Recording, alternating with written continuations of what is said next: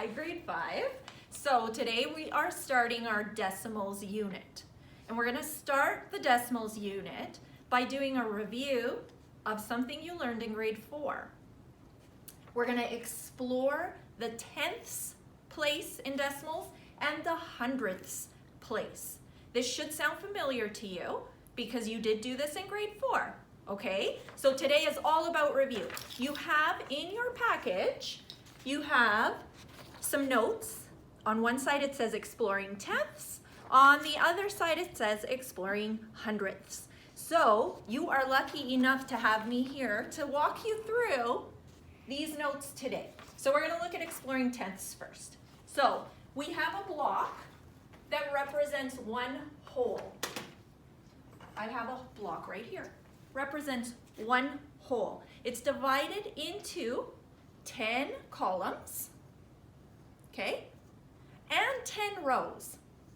So what if we wanted to shade one column in, okay? So I've shaded one column in. I have 10 columns. One column out of 10 is shaded in. How can I represent that as a fraction? 1 out of 10.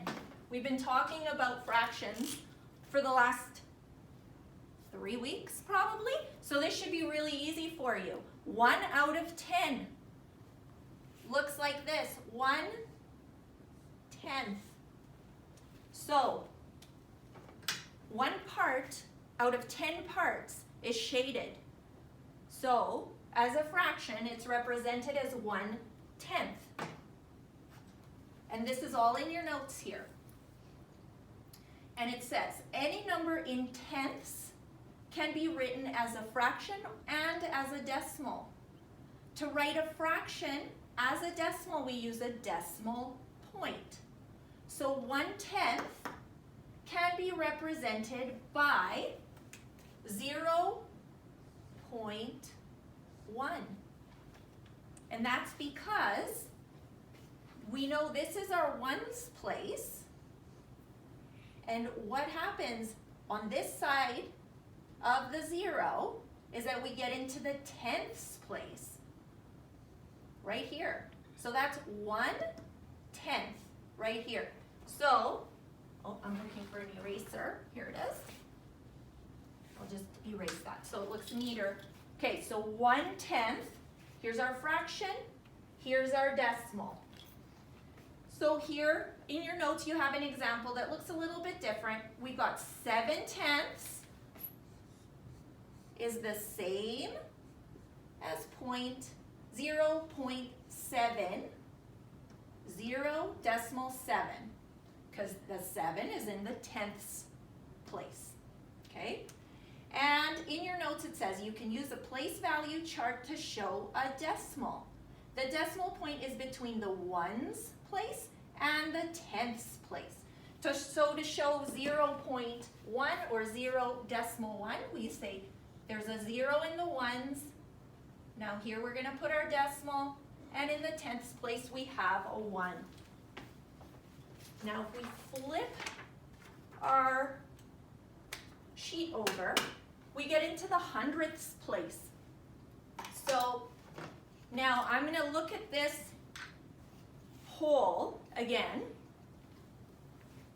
And now we see, yes, it's divided into 10 rows and 10 columns, but also it's divided into 100 little squares as well, right? So what happens if we shade in, okay, bear with me for 1 second. I don't think I can put these in. No, I can't. If I have 7 of these, let's imagine I shaded in 7 of these little squares, okay? So 7 out of 100 squares are shaded in. 7 out of 100 squares. Let's erase this stuff. So I've got 7 out of 100 squares shaded in. So that's 7/100ths, right? If we talk about how we can say a fraction out loud, That's 7/100ths. So if we look at our place value chart, after the tenths, we get the hundredths. Whoop. We go from ones, we get our decimal, we go to tenths place, hundredths place.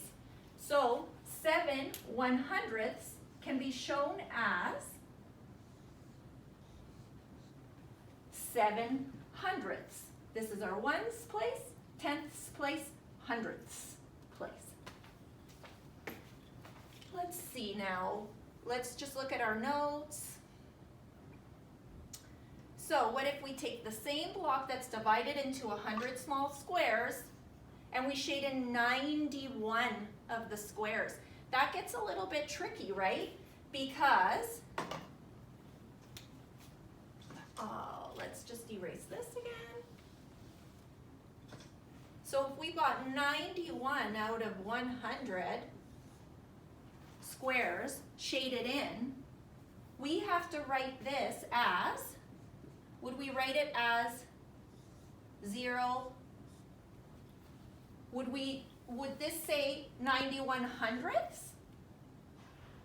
Probably not, right? We're putting a 9 in the hundredths place and then a 1 beyond that. So what we want to do is we're going to put the 9 in the tenths place and the 1 in the hundredths place, and then this becomes 91/100ths. We always look at the number that's last.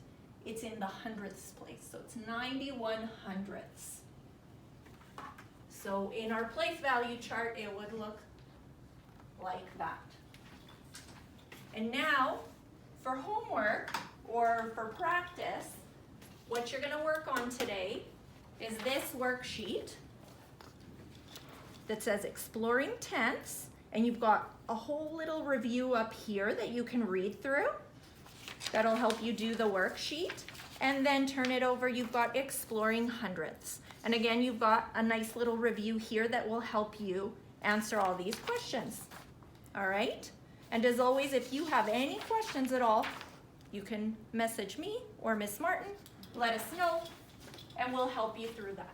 Okay? So get to it. Bye.